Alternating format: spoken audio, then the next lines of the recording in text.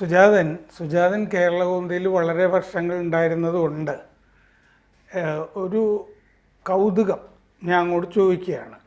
ഈ കെ നായനാർ ഒളിവ് കാലത്ത് സുകുമാരൻ എന്നുള്ള പേരിൽ കേരളകൗമുദിയിൽ തിരുവനന്തപുരത്ത് പേട്ടയിൽ ജോലി ചെയ്തിരുന്നതായിട്ട് അദ്ദേഹത്തിൻ്റെ ജീവചരിത്രത്തിലൊക്കെ കാണാം. മാത്രമല്ല, ഞാൻ കേട്ടിട്ടുള്ളത് അദ്ദേഹം അവിടെ സുകുമാരൻ എന്നുള്ള പേരിൽ പത്രപ്രവർത്തകനായിരുന്നപ്പോൾ മഹാറാണിയുടെ തിരുവയറൊഴിഞ്ഞു എന്ന് പറഞ്ഞിട്ട് ഒരു വാർത്ത വരുന്നു. മറ്റേ അദ്ദേഹം തിരുവയറൊഴിഞ്ഞു എന്ന്, അത് തിരുവനന്തപുരത്തെ പ്രയോഗമാണ്.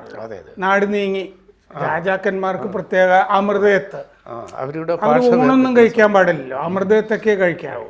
അപ്പം അങ്ങനെ ചില നിയമങ്ങളൊക്കെ അവരെ പറ്റിയുള്ളത് കൊണ്ട് ഞാൻ ഓർക്കുന്നത് മറ്റേ ശ്രീ ചിത്തിര തിരുനാൾ അന്തരിച്ചു എന്നാണ് മനോരമയിൽ വന്നിരുന്നത്. അത് വലിയ പ്രശ്നമായി അന്ന് തിരുവനന്തപുരത്ത്. പിന്നെ അടുത്ത ദിവസം ഇത് മേക്കപ്പ് ചെയ്യാനായിട്ട് ഒരുപാട് സർക്കസും ഒക്കെ വേണ്ടി വരുന്നു. ഈ നാട് നീങ്ങി എന്നൊക്കെ അത് ഓരോരോ ഒന്നിനും പ്രയോഗമുണ്ടല്ലോ.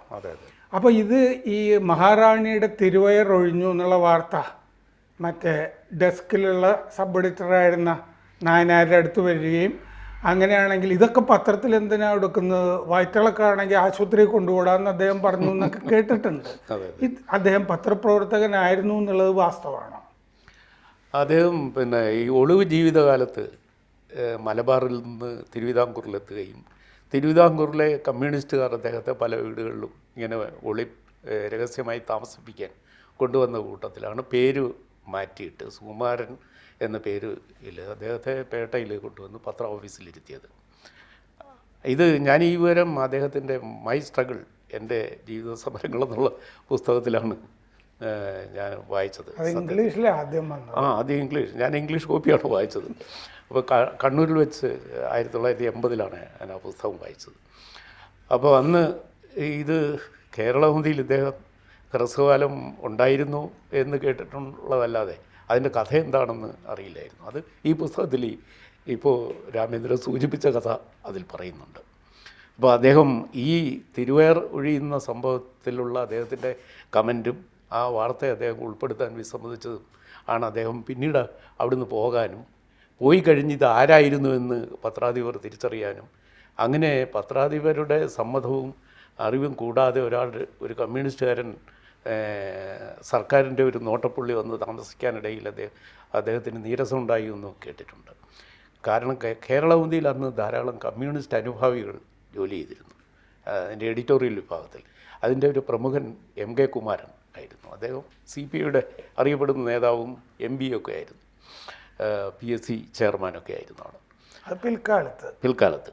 ആ അദ്ദേഹത്തിൻ്റെ ആശീർവാദത്തോടെയാണ് ഇദ്ദേഹം അവിടെ ഒളിവിൽ താമസിക്കാനിടയായത്. അല്ലെ, ചോദ്യം പത്രപ്രവർത്തകനായിരുന്നോ, പ്രൂഫ് റീഡറായിരുന്നോ? അല്ല, അത് ജീവനക്കാരനാണോ? അന്നത്തെ 1948-49 കാലത്ത് എല്ലാ പണിയും ചെയ്യും. അപ്പോൾ പ്രൂഫ് റീഡിങ്ങും ഉണ്ട്, എഡിറ്റിങ്ങും ഉണ്ട്, ലേഖനം എഴുത്തും എല്ലാം ചെയ്യുമല്ലോ.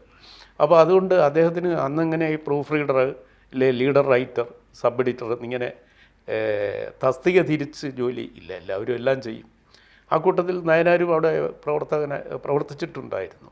പക്ഷേ ഇത് നയനാർ പിൽക്കാലത്ത് അതൊരു വലിയ ക്രെഡിറ്റായിട്ടും ജേർണലിസ്റ്റാണെന്ന് സ്വയം ഭാവിച്ചും മറ്റ് ജേർണലിസ്റ്റുകളോട് സംസാരിക്കുമ്പോഴും നീ ഏതാ കടലാസെന്ന് ചോദിക്കാനും, നിന്നേക്കാൾ മുമ്പേ ഞാൻ വലിയ പത്രപ്രവർത്തകനായിരുന്നു എന്ന് ഭാവിക്കാനും ഒക്കെ ഇത് അദ്ദേഹത്തിൻ്റെ ഒരു ഈഗോയുടെ ഭാഗമായി കൊണ്ട് നടന്നിരുന്നു.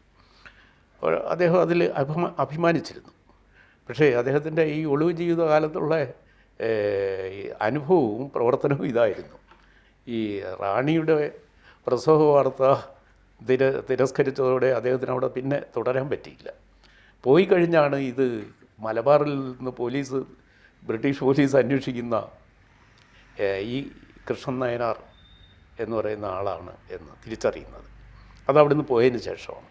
അപ്പോൾ അതിൽ അന്ന് പത്രാധിപർക്കൊക്കെ ഒരു നീരസമുണ്ടായി, അദ്ദേഹം അറിയാതെ ഇങ്ങനെ ഒരാൾ വന്ന് താമസിക്കണം. ഈ നായനാരോട് ഒരു കാര്യം ഞാൻ സംസാരിക്കുകയും മനോരമയുടെ വാരാന്ത പതിപ്പിൽ കുറച്ച് വിശദമായിട്ട് എഴുതുകയും ചെയ്തിട്ടുണ്ട്.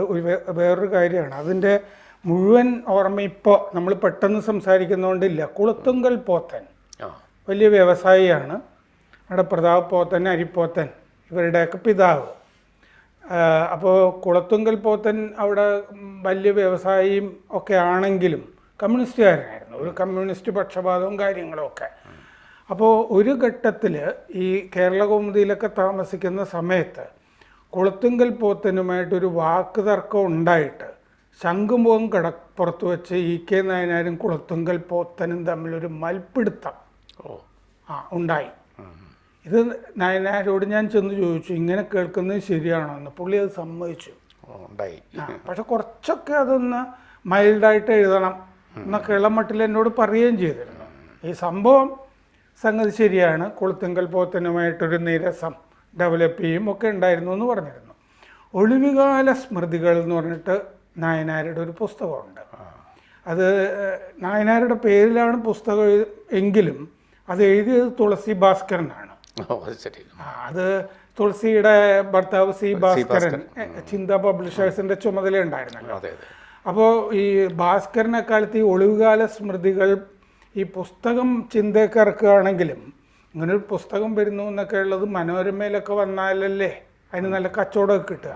ഭാസ്കരൻ എന്നോട് ഈ പുസ്തകം വരുന്ന കാര്യം മുൻകൂറായിട്ട് പറഞ്ഞു. അപ്പോൾ വെറുതെ പുസ്തകം എന്നൊന്നും എനിക്ക് കൊടുക്കാൻ പറ്റില്ല, അതിൽ വല്ല കൊള്ളാവുന്ന സംഭവം ഉണ്ടോ എന്ന് ഞാൻ ചോദിച്ചു. അപ്പോൾ അതിൻ്റെ അകത്ത് ഈ ആലപ്പുഴയിൽ ഒളിവിൽ താമസിക്കുകയാണ് നായനാർ. ആ സമയത്ത് ആ ഒളിവിൽ കഴിയുന്ന വീട്ടിലെ ഒരു പെൺകുട്ടിക്ക് നായനാരോട് വലിയ പ്രണയമായി. നായനാർ അപ്പോൾ ആ പെൺകുട്ടി നായനാരോട് ഈ പ്രണയം പ്രകടിപ്പിച്ചു.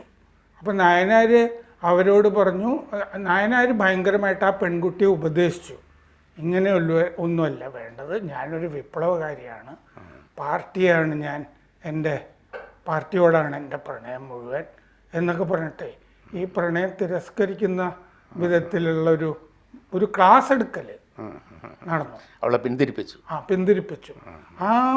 ആ ഒളിവ് ആലപ്പുഴയിൽ ഒളിവിലിരിക്കുന്ന കാലത്താണ് നായനാർക്ക് മന്ത് പിടിപെടുന്നത്.